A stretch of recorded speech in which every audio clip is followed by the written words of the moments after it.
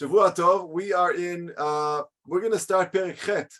Last week, we ended with Perek Hey. If you recall, we learned Daled, Vav, Zayin, and then we went back to Hey because Perek Hey was all about the economic and the social reforms that Nechemia did after he saw it with his own eyes. After the wall was built, he started to notice all the cracks in the Jewish in the world, not cracks in the wall because that he fixed, but rather cracks in the Jewish world within their regular lives, and it bothered him, even though he didn't sign up for that. That wasn't his main job. He tried to deal with it as much as he can, and he pleaded that the wealthy help the poor, and they allow the poor to work for a living and then pay them back. He didn't ask them to forgo their debts.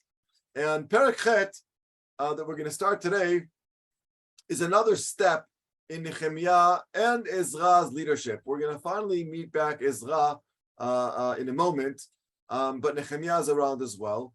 So let's go right in, and we're going to see from the get-go that up until now, Nechemia's entire job was the physical part of Yerushalayim, building the walls, bringing a sense of security, and also now we saw in Perek Hey dealing with the economic problems and the social problems. But finally, we're gonna start a perek that really talks only about the spiritual aspect of Yerushalayim. You know, we as modern Orthodox Jews, we believe in both the spiritual and the materials, right? We believe that we can live in this world that God created. We can enjoy the materialism, but at the same time, we put into that materialism, we put in spiritualism as well.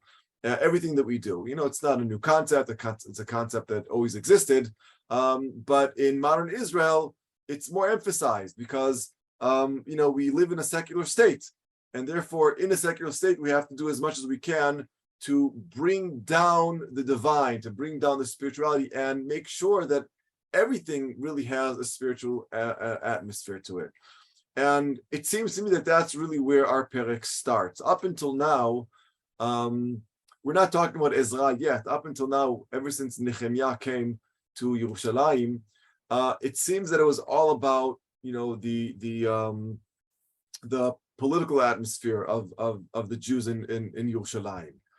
Giving them a sense of security, letting them understand that they can lock the doors, you know, at night inside the city, and they don't have to worry about it. But the Jewish spark is forever there. Even people that are far away from Judaism, the Jewish spark is there. It glows, and it's just trying to find a way to grab that spark, right? The Chabadnikim try to do that all over the world. They go to Timbuktu, they go to you know, India and all these you know, places, and they find people that are totally off the derech in every possible way, and they get them, and they ignite that spark. And it seems to me that's what's really going to be happening in our perek. So let's jump right in. Perek Chet, Pasuk Aleph. Okay, Yofi. So Vayasfu chol ha'am keish echad el הרחוב אשר לפני שער המים, ויאמרו לעזרא הסופר להביא את ספר תורת משה אשר ציווה אדוני את ישראל. So if we didn't know any better, we would think that we're in the wrong book. Ezra, we're talking about Nechemia here. So in our chapter, the story of Ezra and Nechemia intersect. That's what's really happening here. Perek Chet seems to come after the conclusion of the building of the wall. Last week was Perek Hey. It was also after the conclusion of the building of the wall, but from a more economic point of view. Now, it's after the building of the wall from a spiritual point of view. So our Perek Chet brings forward the spiritual connection and maybe even the yearning that the Jewish people must have after you know, after leading a life and after enclosing Yerushalayim. Now it's time for the spiritual. I mean, that's what Yahadut, spiritual, you know, Yahadut is all about. And because they have more security, they're now on their way to form a strong Jewish center in Yerushalayim. Now we know that Ezra has been in Yerushalayim for 13 years, since he immigrated in the year, it was Sheva Lishnat Artach Shasta. And Nechemia immigrated in the year of 20 to that king, Esrim Artach Shasta. So if the wall we saw took him 52 days to build, and he started building the wall just a couple of weeks after he arrived, so we could assume it's the 13th year of Ezra in Israel. First year of Nechemia, 13th year / 14th year of Ezra, which means that Ezra is still here. So we parted from Sefer Ezra, from the Chronicles of Ezra, from the story that Ezra was telling us in the chapters that was describing, if you recall, his spiritual attempts to deal with assimilation. If you recall, that was one of the biggest problems that he had to go through, is assimilation, and he didn't know what to do with it. And if you recall, he tore his garments, and he dramatized the whole thing. So I can only assume that everything that we heard happened to Ezra was in those 13 years, and now enters the 14th year or the end of the 13th year. And this is also where he meets Nechemia. Nechemia's first year, and he just finished building the wall, the Chomot Yerushalayim. What was Ezra doing these past few years? We don't have any information about that. We have no clue. The text itself doesn't tell us anything about or beyond Ezra's attempt to try to cure Am Yisrael from assimilation. So we don't know what he has been doing for the last 4 or 5 years, at least as far as the text is concerned. I will just say that as far as the Torah shebe'al peh, it seems that these were the years that he was forming what we now call Anshei Knesset HaGdolah, codifying oral law and making oral law giving the setting to what later on the Babylonian Talmud, the Jerusalem Talmud, continue to codify and to edit.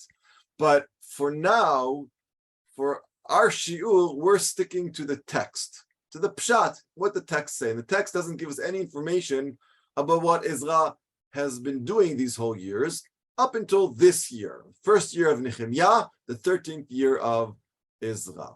So it seems that even after 13 years, Ezra was still considered an important spiritual leader. And he was called by Am Yisrael to hold a ceremony reading the Torah before a large congregation. That's what they just asked. Vayamru le'Ezra, bring out Sefer HaTorah. They say they assembled in Yerushalayim in a square. I'll show a map in a minute where I think that we're talking about. Just inside the water gates, right? The Shar HaMayim. And they asked Ezra, it's not that Ezra forced the Torah on them. They asked Ezra, who's also a Kohen, a scholar of Torah. They said, please get the book of Moshe Rabbeinu and please read it to us. What book are we talking about? Is it the Chamisha Chumshei Torah? Is it just Sefer Dvarim, Mishneh Torah? The text doesn't tell us. All we know is that these people, they want to learn Torah. They have a yearning for spirituality. They go and they ask Ezra, please read us the Torah. Now that was, if you recall, that was Ezra's entire way of leadership. He always wanted it to come from the people. He never wanted to force his way, to force his opinions on anybody. And if you recall, the way he did it with assimilation is he didn't want to come out and say to everybody, you guys are assimilating, you're terrible. But rather, he dramatized everything, tore off his clothes, and he sat by the shar of the Beit Mikdash area, and he was crying, and they asked him what's going on. He said, I don't know what to tell you, and he made it come from them. That's his leadership style. And it seems to me that he continues with that style. Somewhere he must have said something to somebody. Somewhere he must have brought it to their attention. Or it could be that after he saw the wall that was built, the Chomot Yerushalayim that was built, he somehow started hinting to everybody, okay, now that we have a wall, now what? Achshav ma, we have a Beit Mikdash. Now what? And the natural response is, okay, so teach us Torah. And that's exactly what he's doing. Now, what was this ceremony that we're going to read? Let's read Psukim Bet and Gimel. Vayavi Ezra HaKohen et HaTorah lifnei HaKahal me'ish ve'ad isha v'chol mevin lishmoa b'yom echad lachodesh hashvi'i vayikra bo lifnei harechov asher lifnei shar hamayim min haor ad machatzit hayom neged ha'anashim ve'anashim ve'amevinim ve'oznei chol ha'am el sefer haTorah. So Ezra does what he's asked. He brings out to the people gathered in this area, the square, the Shar Hamayim, men, women, children, anybody that was old enough to understand. And there in that square by the gate, he brings out and he reads the Sefer HaTorah, the laws, from dawn until noon, and they all listened attentively. Like I said, which parak? So sorry. Which parak? I'm so sorry. Perek Chet. Okay, sorry. Okay. If you just came on to the shiur, I'll just say that I mentioned, because this is something you had asked in previous shiurim, also I think after davening on Shabbat, about Ezra. So I just mentioned that Ezra and Nechemia meet for the first time. It's Nechemia's first year, the first couple of months, and it's Ezra's 13th year. And I asked the question, what was he doing for the last couple of years? Because the last time we met him, that was way back when he was trying to deal with assimilation. And my answer was that the text doesn't give us any information whatsoever. But in my opinion, this is where the formation of Anshe Knesset HaGdula occurred, which the Safruta Talmudit, the Talmudic literature, really discusses and talks about. So right now, we're in a situation where he reads the Torah to everybody, and everyone is listening in, and they're very, very happy. I want to show you where they are. Okay, it's important. I'm going to show the map, a map that I had used in previous shiurim. This is not my map that I made. I've made other maps. This is not the map that I made, but this is the wall, if you recall, that was just finished, being built. And I want to bring your attention to Shar HaMayim. Now, there's a machloket where Shar HaMayim is. But Shar HaMayim is this area over here. Okay, so it unlike this chart here, this is Shar HaMayim Mizrach. They must be in Shar HaMayim inside the walls. Okay, this is the Beit HaMikdash area over here. Okay, and this is the Rechava of Shar HaMayim. This is where people lived, right? This is where people lived. So I'll just zoom out so you can see where we are. This is Yerushalayim. This is where people are living. Now, of course, a lot of Jews are living outside of the wall. But right now, they are gathering inside over here in this area, not in the Beit HaMikdash area, which is something that I'm going to bring up in a minute, but outside the Beit HaMikdash area, okay, right over here. That's where we're dealing with, okay? So what is this ceremony? What is the ceremony exactly that is happening? That he's reading the Torah to them. What's going on here, right? So if we refer to the date of the completion of the construction of the wall, then we're talking about the end of Chodesh Elul, the 25th of Elul. If you go back to Perek Vav, Nechemia Perek Vav, Pasuk Tet Vav, Perek Vav, Pasuk Tet Vav, it says, Vatishlam HaChoma, they finished building the wall, Be'esrim v'chamisha le'elul, it took them 52 days, and they finished building the walls on Kaf Hei Elul. Okay, Kaf Hei Elul. Now let's go back to our Perek Chet. When is this day that Ezra is now reading the Torah to them? Let's go back to the Sefer, to the end of Pasuk Bet. B'yom echad lachodesh hashevi'i. What is that date? What is Yom Echad LaChodesh HaShevi'i? Anyone? It's a very famous date. The first day of the 7th month. Rosh Hashanah. Rosh Hashanah. That's exactly right. We are talking about Rosh Hashanah. They ended on the 25th day of Elul, Kaf Hei Elul, and they have exactly 6 days to prepare for Rosh Hashanah. That's what we're dealing with. B'yom Echad l'chodesh HaShevi'i. So the wall was completed about 5 days before the first day of Tishrei, and the preparations for Rosh Hashanah were really quick. Now here's the thing that I want to ask. Was Rosh Hashanah celebrated before this? The second Beit HaMikdash was already built. So lich'ora, this shouldn't be something new to them, Rosh Hashanah. But according to our chapter that we're just reading now, it seems that this Torah tradition is being reignited, a tradition that was probably forgotten in years past.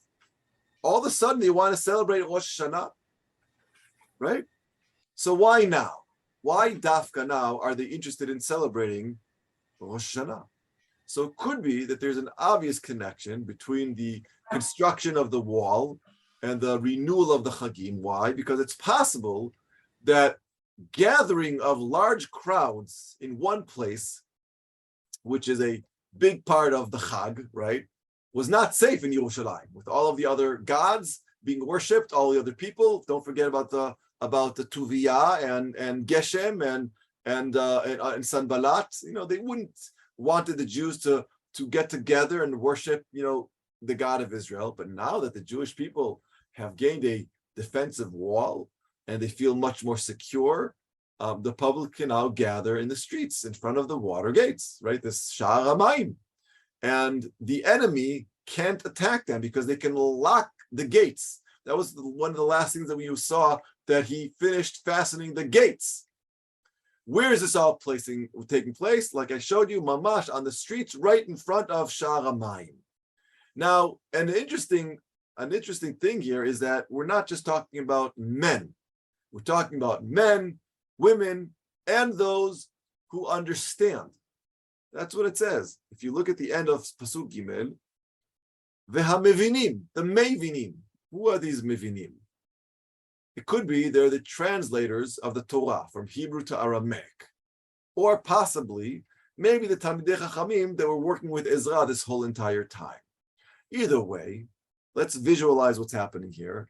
It's Rosh Hashanah.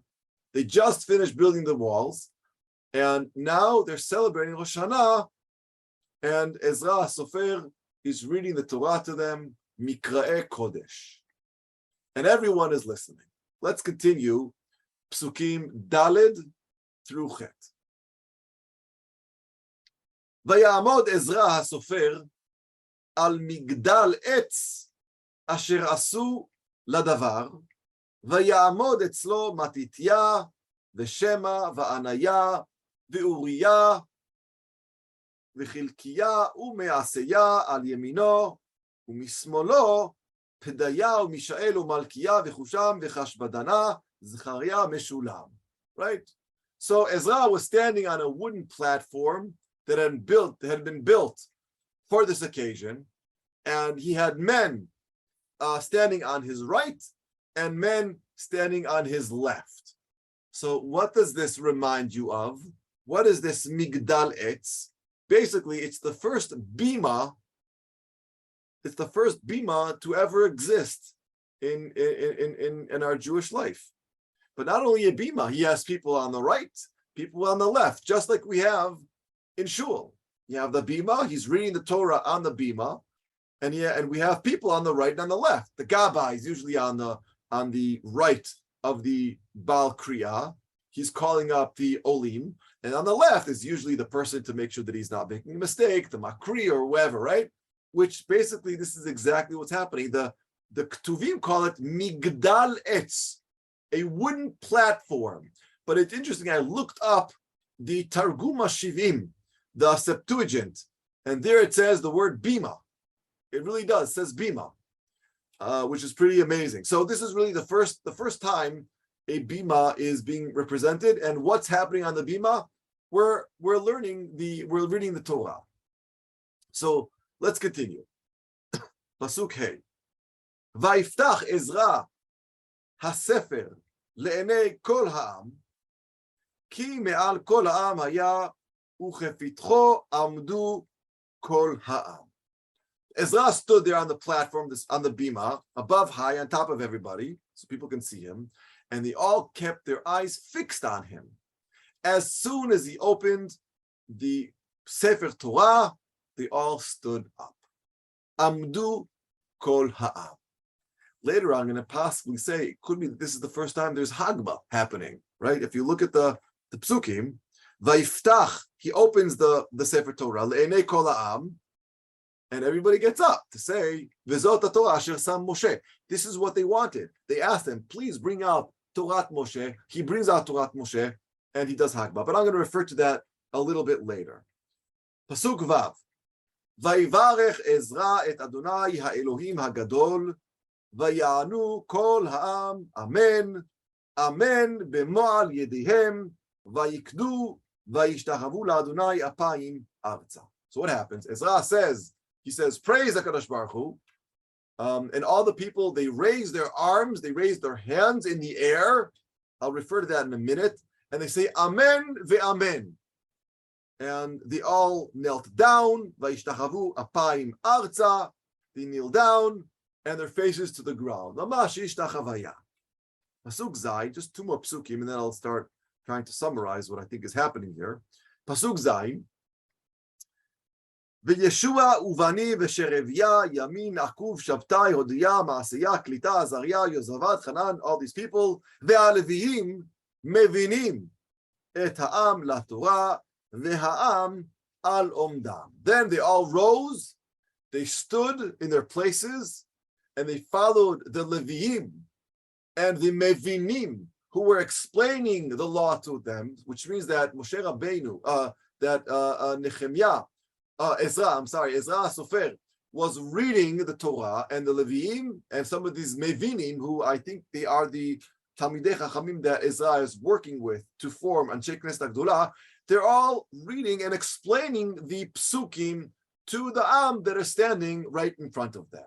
All these people, Yeshua, Bani, Sherebaya, all the people, the names of the people that have been actually doing this Targum, if you will. Pasuk Chet. ויקראו בספר בתורת האלוהים מפורש ושום שכל ויבינו במקרא. One of the very famous psukim. They gave an oral translation of the laws. They explained to all those that was happening, and now all of the people could understand it. ושום שכל ויבינו במקרא. Everybody finally understands the what is being read.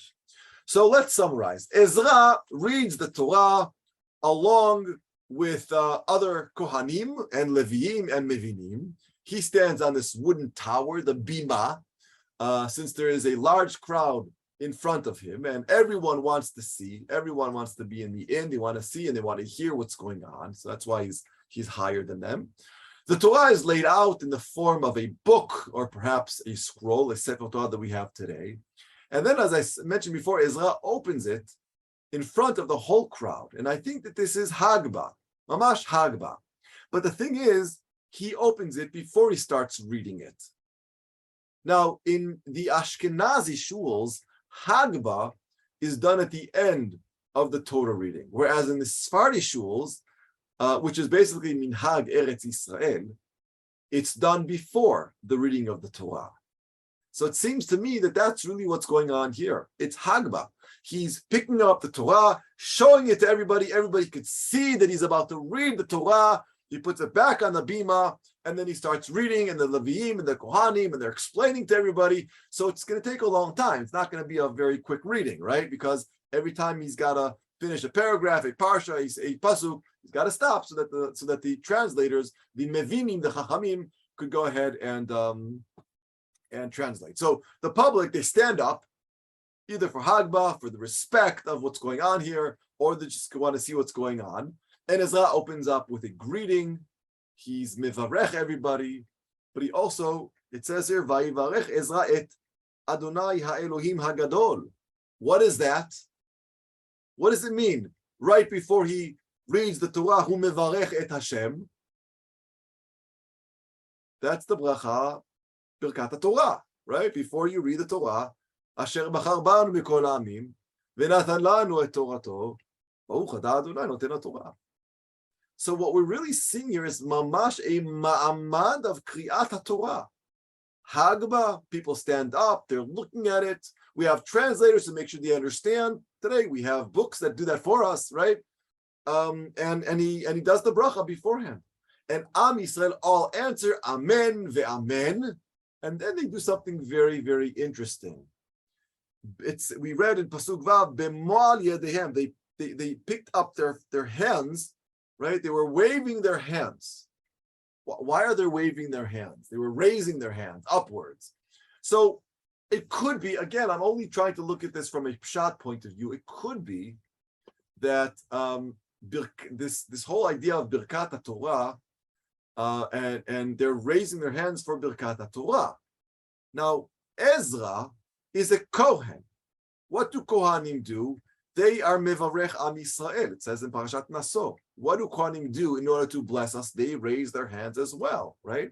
So you have a Kohen, Ezra, making a bracha in front of everybody, and it could be that Am Yisrael responded because it's not the Kriyat Torah that is mevarech Am Yisrael, right? Like in Birkat Kohanim. Here they are actually involved. They're listening. They're getting explanations. Maybe they lifted their hands to show that they too are involved with this reading. Just like Kohanim raised their hand to be mevarech, to bless the people of Israel, they are listening contently. They're listening to the Torah, and maybe they are raising their hands as well to show a connection between the Torah reading and themselves.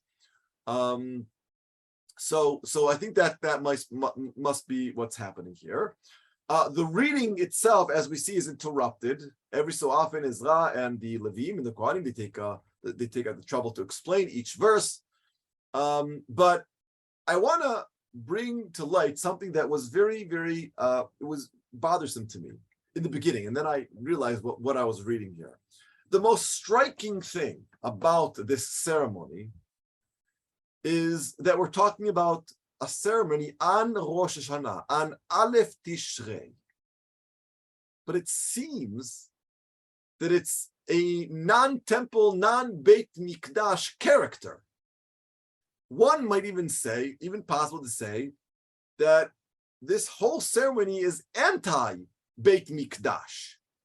Why am I saying anti-Beit Mikdash? Because the ceremony is completely detached from Seder Avodat HaKorbanot of Rosh Hashanah. They are standing next to the Beit HaMikdash. That's why I show you the map. They're standing, Sha'ar HaMayim is right by the Beit HaMikdash, but it's outside of the Beit HaMikdash. We're talking about Rosh Hashanah. There's no Beit Mikdash service. They're not even gathering in the Rechava of the Beit Mikdash. They're outside of the Rechava of the Beit Mikdash. This disconnection, right, I guess if you could say that, is expressed in what is in our ceremony and not what is not in the ceremony. Because after all, Rosh Hashanah, there's supposed to be offerings, sacrifices. There's no mention of Kohanim besides Ezra, who's reading the Torah. Not even the singing of the Leviim or the blowing of the shofar. We don't have any of that. So it brought me to assume that maybe this is a type of a anti-Beit Mikdash ceremony, which is weird because we just built the wall surrounding the Beit HaMikdash, and the Beit HaMikdash is the center of everything, and that's the whole idea of Ezra coming down to Eretz Yisrael, to Yerushalayim, and also Nechemia. So why is it that it's void of any? There's nothing to do with Rosh Hashanah that is mentioned in the Torah, besides one pasuk, Ele Mikra'e Kodesh. Mikra'e Kodesh is reading the Torah, but really, Up until now, all ceremonies were very ritualistic, and it had to do with the Beit HaMikdash. So it's possible that in this unique status, we can see the beginning of a new era in which all of a sudden the study of Torah is becoming more central to the religious world. Mamash. And this goes back to what Ezra was doing this whole entire time, maybe up until this year. And maybe that is the reason for the excitement of the people who are now being read the Torah to, and it is being explained to them. And this is also the first time I think that I can remember in our Tanakh. This was an unusual for this period of time, which ceremonies were all ritualistic, but here it's not just a Navi spitting out the Torah, not just a Navi telling them their errors, but reading the Torah and explaining the Torah to them, letting them understand it, letting them realize it, let them understand what they're doing right and what they're doing wrong so that it comes from them. That is unique to this period of time of the era, the period of Ezra and Nechemia. And we can see that both from the fact that he built a wall in order to give a sense of security to the people of Israel so that they can feel secure. And now he together with Ezra, led by Ezra, wants the people of Israel, the Yehudim, the Jews, to feel also that they have ownership over the Torah. It's not something outside of them. Ezra was so smart. Like I said before, it's not in the text, but somehow he managed to cause the people of Israel to want him to bring out the Torah and read it to them. Because it came from them. It didn't come from Ezra. Ezra didn't say, okay, now it's Rosh Hashanah, I'm going to read the Torah to you. But rather, now it's Rosh Hashanah, please read the Torah to us. No korbanot, not that I can see in the text, no shofar, but rather we want to learn Torah. We want to see, it's the beginning of the year. I mean, Rosh Hashanah, Ladin, and maybe they feel it. Maybe they feel it for the first time. We're realizing something that never existed before. We're giving the Torah over to the people. Where do we have that? Up until now, through Sefer Yoshua, right? Through the Aron was being taken by the Kohanim, and it was taken through Ever Yarden to Yericho, and then they had to go around Yericho, and the people weren't involved in that. That was the Kohanim. They were the ones who were doing everything, and they were the ones who blew the shofar and the chatzotzra there, right?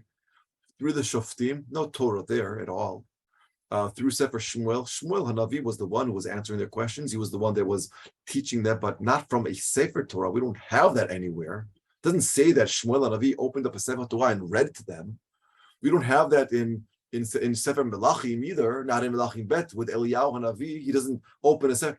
For the first time, we see a bima that's raised so people can actually, be in the rechava, hear what's being said. They're looking up. We had Hagba. He does Hagba. He does so they can see the Torah. Because up until then, I'm guessing most people never even saw a Torah. They knew about the Torah, but they never saw. Now you pick it up. Now you can see the Torah. It's real, and it's not just being read to them. It's being read and translated to them. So they actually know what's really going on. This is a period in our Jewish history that is unique, that is special. It's a ceremony like none other. Up until now, all ceremonies were ritualistic. The Korban and the Kohanim and everything. Now, the first Rosh Hashanah without any Korbanot. Just learning Torah. Reading Torah. The Din, the real Din, is by us, the people, realizing our mistakes, us, the people, realizing what we should and should not do, and wanting to do it.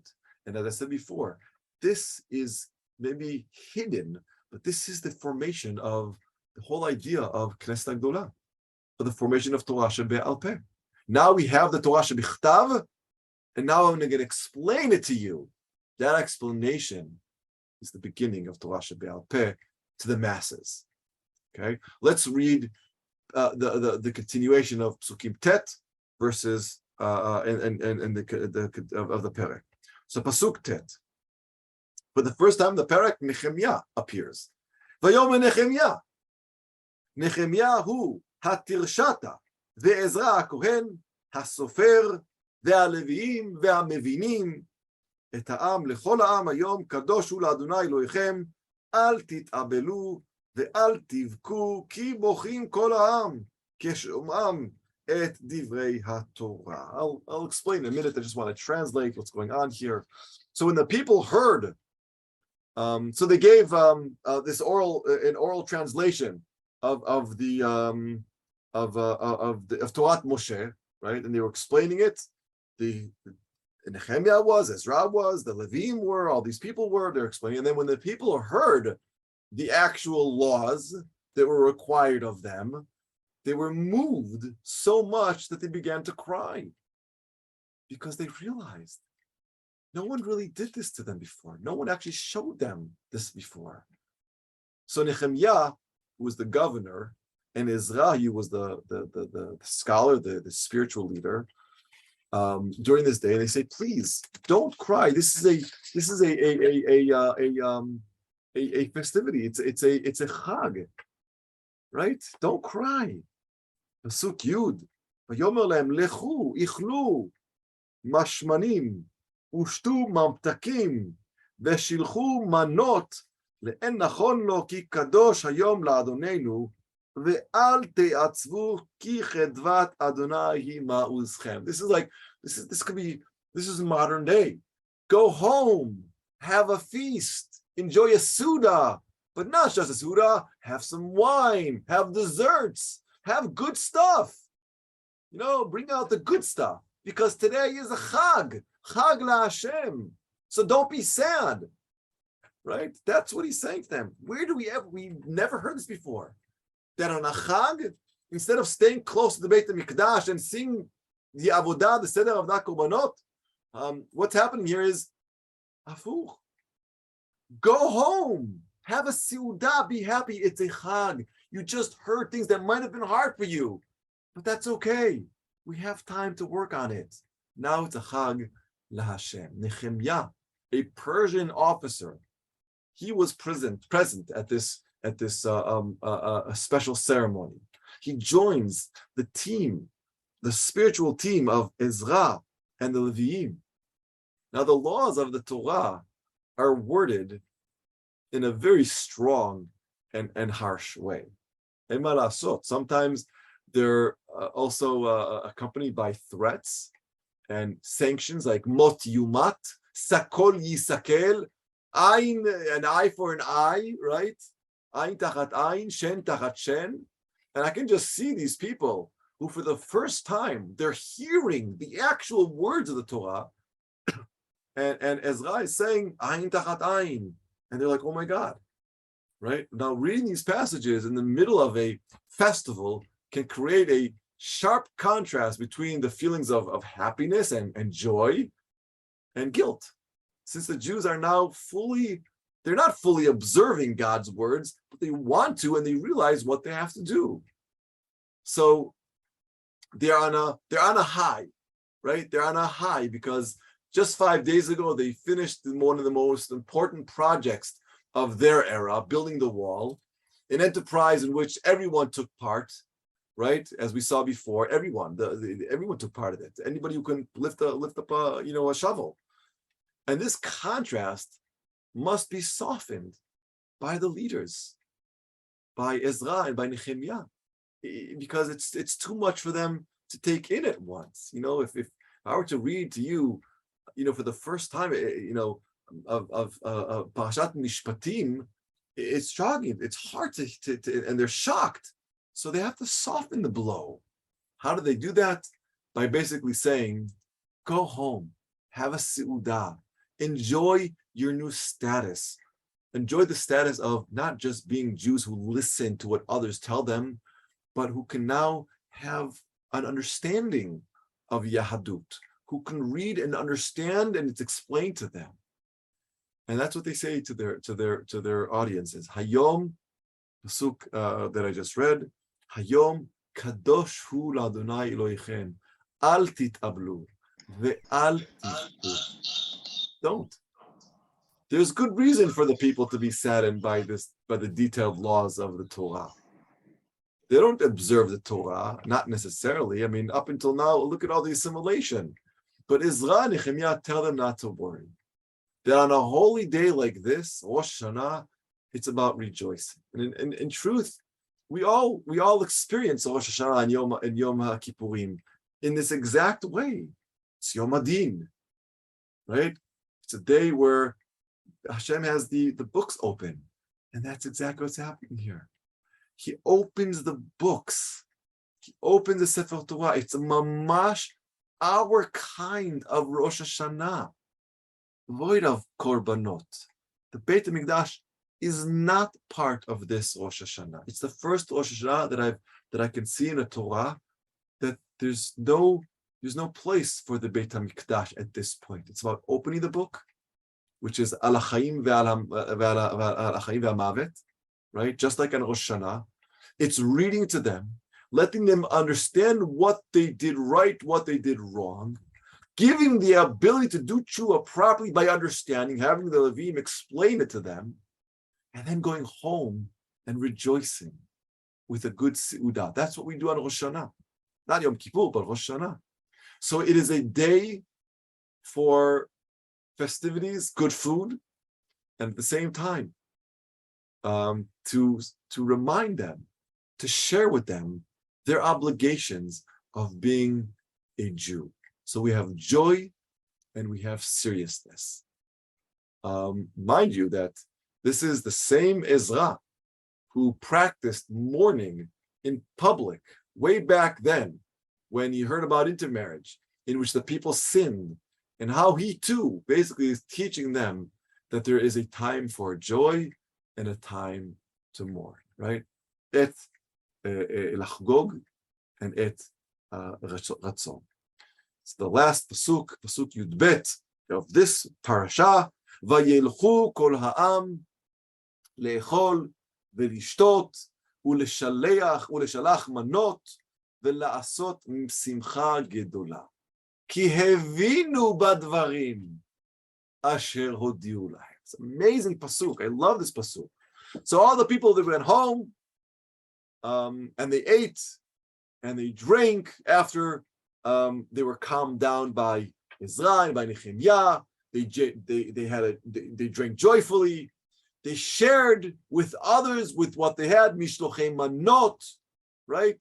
And that goes back to Perek Hey.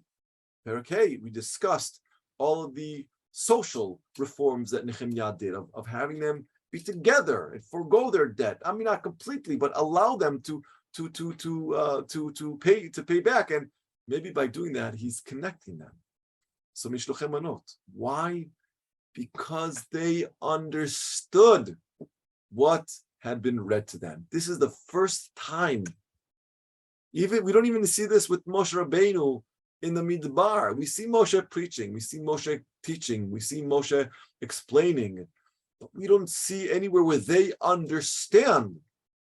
Ki hevinu badvarim asher hodiu lahem. Now, this is maybe a hint, hevinu badvarim, that maybe it was only sefer dvarim that they understood, that were being read to them. But I'm just reading into it. It could be the entire Torah. The Tanakh, the Nevi'im U'Ktuvim have not yet been codified properly, but this Torah was time of Moshe Rabbeinu. So it turns out that one day of reading the Torah was not enough. They can't read the Torah in one day. I mean, we go to shul and we read one parsha, and it takes us about half hour, 45 minutes. So to read, 50 plus parashot, I'm saying 50 plus because at that time we didn't have the chalukah that we have today. But 669 parashot, paragraph. There are 669 paragraphs in the Torah. It's not easy to read all that in one day. So it didn't take them one day. But lo and behold, we're talking about Rosh Hashanah, Yom Kippur, and Sukkot. So the Torah is being read to them. And then all of a sudden, on the second day, Bet Tishrei, Pasuk Yud Gimel, Uvayom Hasheni, Ne'esfu Rashei Ha'avot Lechol Ha'am HaKohanim Ve'Alevim El Ezra HaSofer, Ulehaskil El Divrei HaTorah.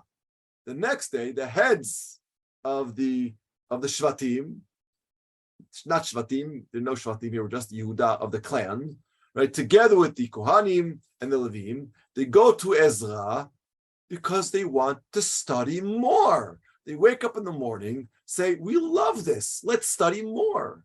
We want to hear more of the teaching of the Torah. Ulehaskil el divrei Torah. It's amazing. And all of a sudden, Pasuk Daled Vayimtzeu Katuv b'Torah, and all of a sudden, like they didn't know this before, because they didn't know this. They've never opened a Sefer Torah. Asher tziva Adonai b'yad Moshe, asher yeshvu b'nei Yisrael basukot b'chag b'chodesh hashavi. All of a sudden, they realize, wait a minute, Sukkot. It's right here in the Torah. Sukkot. We need to celebrate Sukkot. It's in the month of Tishrei, where we are now today. Amazing. So they discover this. It's a discovery as far as they're concerned, that Hashem gave them in order them to build Sukkot, the festival of Sukkot. Pasuk Tetvav, Va'asher yashmiu v'ya'aviru kol b'chol arihem u'b'Yerushalayim lemor tz'u hahar v'aviu alei zayit v'alei etz shemen v'alei hadas v'alei tmarim v'alei etz avot la'asot Sukkot kakatuv. So they gave, who's they? Ezra. He's teaching them now Torah shebe'al peh. He gives them the following instructions and he sends them out to the outskirts of Yerushalayim and to other cities and towns. He said, go out to the hills, bring branches. What do they need branches for? What are branches for? For schach. Branches for schach, right? Bring branches from pines and olives, palms. We still use palm trees. A lot of us use palm trees for our schach, right? It's amazing. Alei, all these things. And alei tmarim, alei etzavot for lulav, right? Alei hadas, possibly also the hadassim, and alei etzavot, la'asot Sukkot kakatuv, to celebrate Sukkot the way the Torah tells us to celebrate the Sukkot. Amazing. Pasuk Tet Zayin. ויצאו העם ויביאו ויעשו להם סוכות איש על גגו ובחצרותיהם ובחצרות בית האלוהים וברחוב שער המים וברחוב שער אפרים. So the people, they got branches, they built these sukkot on the flats of the roofs of their houses because they were taught Torah shebe'al peh by Ezra right here, right now, that they can't have a sukkah underneath someone's balcony. It has to be open to the heavens. It doesn't say that in the Ketuvim of the Torah shebichtav. That is Torah shebe'al peh that Ezra is transferring to them. Right? That's what they're doing. Pasuk Yud Zayin, Vayasu kol hakahal hashavim min hashevi sukkot, vayeshvu basukot, ki lo asu mime Yeshua bin Nun ken bnei Yisrael ad hayom hahu, vatehi simcha gedola me'od. All of the people who had come back, Shavei Tzion, and their descendants, from the time of Sheshbetzar through, we saw the different kings, now the Tkufa of Ezra, and now Nechemia. They all built Sukkot. This was the first time, amazing, the Ezra and Nechemia is telling us the first time that Sukkot has been celebrated since the days of Yehoshua being Nun. And everyone was excited and happy. We're talking about 700, 800 years. That's what we're talking about. Because the Torah was not read to them and explained to them. That is on Ezra and Nechemia. That is a great deed. They gave it back to the people. And not just by the Kohanim and the Levim who are worshiping in the Beit HaMikdash. This Rosh Hashanah is outside of the Beit HaMikdash. That's why I emphasized that the Rechava was outside of the Beit HaMikdash. So, The second day of Rosh Hashanah for us, we're told that the custom of building Sukkot ceased to exist already during the settlement and the times of Yehoshua bin Nun. From the moment they actually came into Eretz Israel, they stopped celebrating Sukkot. Maybe because they assumed, I guess, to give them credit, maybe they assumed that sitting in a sukkah was for the Dor HaMidbar, the generation who left Egypt. But we don't need Sukkot because we have regular huts, we have regular, shelter. But now that we settled back into Yerushalayim with Jewish leadership, Ezra Nechemia, that means something. Ezra and Nechemia are not stam leaders. They are regenerating, they're bringing back customs that were neglected for 700-800 years. So we have now an exact record of the last time when the Jewish people celebrated Sukkot, the time of Yehoshua. So it turns out that the symbolism of the Sukkah is significant for those who live in permanent houses too. So they did it after they finished building a choma for Yerushalayim, and they're living in their home security, and they still built their Sukkot alachat kama v'chama us today, in the walled cities that we all live in today, in all of our cities today. The Seudat Sukkot begins on the 15th of Tishrei and lasts for 7 days. Pasuk Yudchet, Vayikra besefer Torat ha'Elohim yom beyom min hayom harishon ad hayom ha'achron vaya'asu chag shiv'at yamim u'vayom hashemini atzeret Mishpat. So for the first day of Sukkot into the last day, celebrated 7 days, and on the 8th day there was a closing ceremony as required by law. Could it be Simchat Torah? No, because we know that didn't happen. But we are brought in a little bit to the most wonderful period of time where we living today in the 21st century can identify with them living. We're talking about 443 BCE. So that's pretty amazing. And with this, we conclude this very important perek that discusses Kriyat HaTorah and Chagigat Sukkot. But what this perek does for me is that it shows me that the Amcha, we have all the power. We need to learn Torah. The more we know Torah, the more we understand Torah, the more we know what to practice, the more we know what is okay and what is not okay, what we can and cannot do. And you can see the excitement that the Jews have in this perek. They're excited. They're simcha gedola me'od. We're not talking about Megillat Esther here. We're talking about reading the Torah. We're talking about Simchat Sukkot. That they're deriving Simchat Gedolah from reading the Torah and Simchat Gedolah of Chag Sukkot. And that's pretty unbelievable. The next perek Tet, is a little bit different. We just discussed that they were discouraged a little bit. They were discouraged because while they're reading the Torah, they realize all the averot that they've been doing. They've realized what they've been doing wrong. And they were calmed down by the tremendous leaders, Ezra and Nechemia, to go home and have a feast, have a seudah. The next perek, they're going to have to deal now with Chazara b'tshuva. They're going to have to deal with now that they know what is right and they know what is wrong. They're going to have to deal with Yom Kippurim. They're going to have to deal with Vidui. They're going to have to deal with understanding how to become good Jews. So Be'ezrat Hashem, we will meet again, Perek Tet, next week.